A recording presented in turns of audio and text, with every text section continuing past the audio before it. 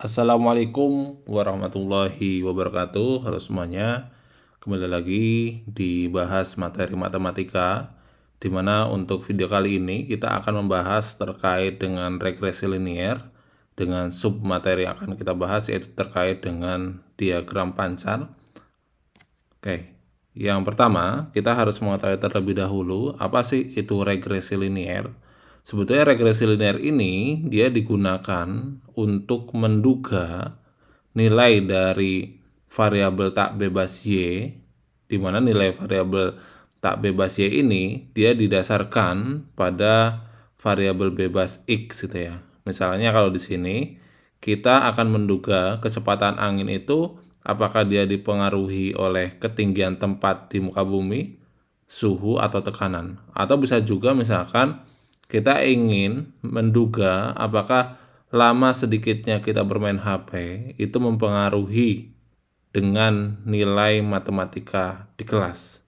Maka untuk selanjutnya kita harus tahu terlebih dahulu terkait dua buah variabel tadi, yaitu ada yang namanya variabel dependent, ini adalah variabel terikat, dan juga variabel independent, ini adalah variabel bebas.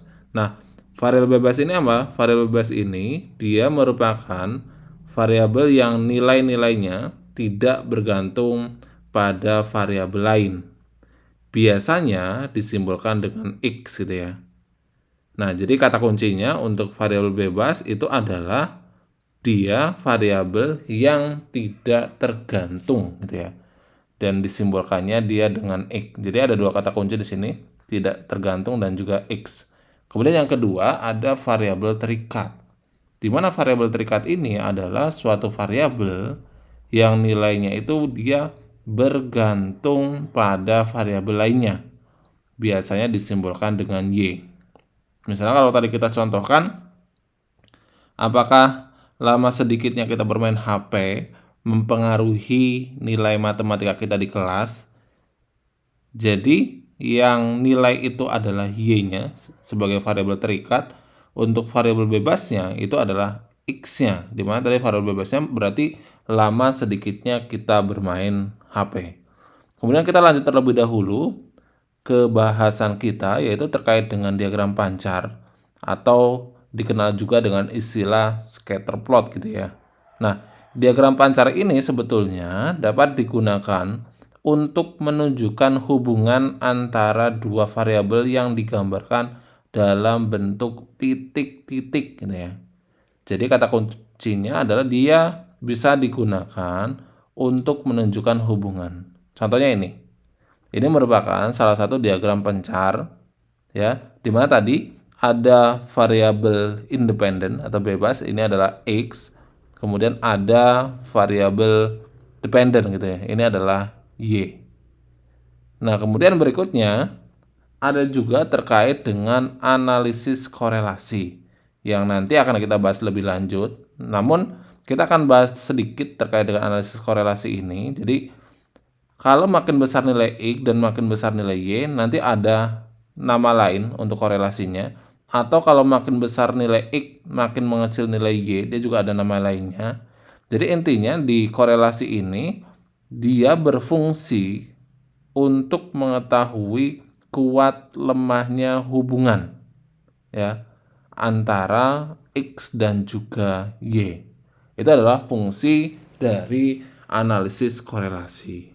Maka di sini kita ditanyakan apa itu analisis korelasi? Analisis korelasi sendiri adalah cara untuk mengetahui ada atau tidak adanya hubungan antara variabel, misalkan hubungan dua variabel.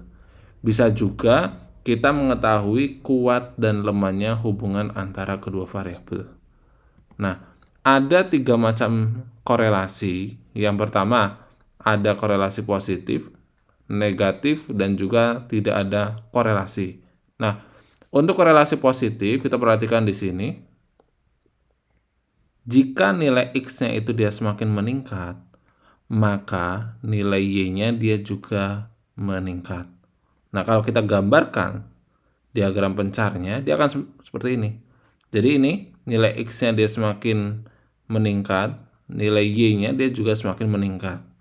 Sedangkan kalau negatif, kalau X-nya dia semakin meningkat, Y-nya dia semakin menurun. Grafiknya terlihat ya. Ini ketika X-nya dia semakin membesar, Y-nya semakin menurun. Yang ketiga, tidak ada korelasi. Tidak ada korelasi artinya kita tidak bisa menentukan apakah dia menurun atau meningkat gitu ya. Dimana titik-titiknya kalau kita perhatikan di sini, dia tidak beraturan gitu ya. Kemudian lanjut bahwa di sini kuat lemahnya suatu korelasi ya itu ditentukan bahwa jika titik-titiknya itu semakin rapat ya, maka hubungannya akan semakin kuat. Namun jika titik-titiknya itu semakin menyebar, maka hubungannya itu adalah semakin lemah. Jadi nanti kita bisa perhatikan di scatter plotnya apakah titik-titiknya itu adalah merapat atau melebar. Nah, berikutnya adalah pola penyebaran titik. Jadi ada dua macam yang akan kita bahas, yaitu pola linier dan non-linier. Ya udah, kalau linier nanti bahwa titik-titik pada diagram pencarnya itu akan menyerupai suatu garis lurus. Ya, kalau kita perhatikan gambar yang pertama, ini dia menyerupai garis lurus. Maka kita bisa menamakan bahwa ini adalah diagram pencar yang linier. Kemudian kalau yang non-linier tentunya akan membentuk garis lengkung atau suatu kurva. Kalau kita perhatikan gambar 2, 3, dan 4, ini untuk regresi eksponensial. Ini dia juga melengkung untuk kuadratik, dan untuk kubik dia juga terjadi lengkungan. Jadi ada linier dan juga ada non-linier. Oke, kemudian yang terakhir itu ada yang dinamakan dengan outlier. Apa ini outlier? Outlier ini adalah data yang menyimpang terlalu jauh dari data lain dalam sekumpulan data. Nah, kalau kita perhatikan, di sini ada diagram pencar dan ada satu data di sini di mana data ini dia jauh dari data-data yang lain. Jadi ini namanya adalah outlier gitu ya. Kemudian kita akan coba contohkan untuk membuat suatu diagram pencar. Jadi seorang guru meminta 10 orang siswa yang dipilih secara acak untuk mencatat lamanya waktu belajar. Ya. Kemudian pencatatan dilakukan sejak awal semester hingga menjelang ujian akhir semester. Kemudian nilai PAS-nya dikumpulkan untuk dianalisis lebih lanjut. Gambarkan diagram pencarnya, kemudian jelaskan hubungannya. Oke, kita akan coba menggambarkan diagram pencar secara manual terlebih dahulu. Jadi, kita akan lanjut bagaimana cara menggambarkan diagram pencarnya. Langkah pertama yang harus dilakukan bahwa kita harus memilih terlebih dahulu siapa yang akan menjadi variabel bebas dan juga siapa yang akan menjadi variabel terikat. Jadi kalau di sini ada waktu belajar dan juga nilai PAS. Jadi waktu belajar ini dia sebagai variabel bebas Y-nya, sedangkan nilai PAS ini adalah variabel terikat atau Y-nya. Nah, setelah menentukan variabel bebas dan terikat, langkah berikutnya kita harus membuat koordinat kartesius di mana jarak ya yang harus kita gambarkan itu harus sama. Misalkan untuk X-nya di sini. Ini berjarak 2 gitu ya dengan skala 2. Skalanya harus sama. Sedangkan untuk Y-nya ini skalanya 5. Jadi harus sama. Kemudian loh kenapa ini ada seperti ya bulak-bulak seperti ini di diagram kartesiusnya? Karena kita mulainya langsung dari 70 ya. Kalau yang bawah itu mulainya dari 2. Jadi bisa langsung lurus. Oke. Kemudian langkah berikutnya baru kita akan pasangkan satu persatu. Dimulai dari misalkan 18 dan 93, tinggal kita cari aja.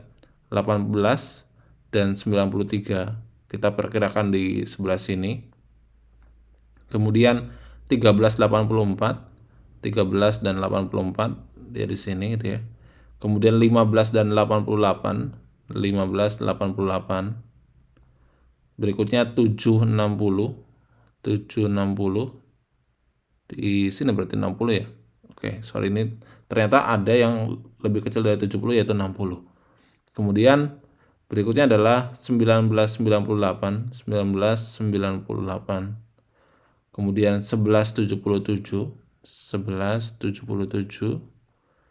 Berikutnya 1481, 1481. 81, 983, 983, kemudian 670, 670, gitu ya. Kemudian 1093, 10 ini 93. Oke.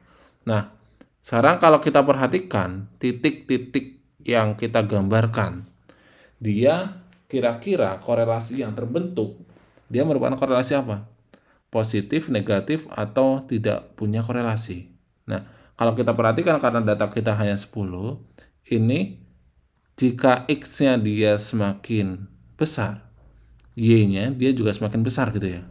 Artinya apa? Artinya dapat kita simpulkan bahwa apabila waktu belajarnya itu semakin banyak, maka nilai PAS-nya dia juga cenderung semakin meningkat.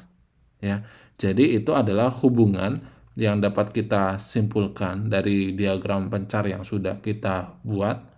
Dan berikutnya, silakan kerjakan. Di sini ada 3 kasus. Gambarkanlah diagram pencarnya, kemudian berdasarkan diagram pencar yang telah dibuat, jelaskan hubungan antara dua kelompok tersebut. Oke, semoga video ini bermanfaat. Silakan jika ada pertanyaan bisa dituliskan di kolom komentar dan terima kasih.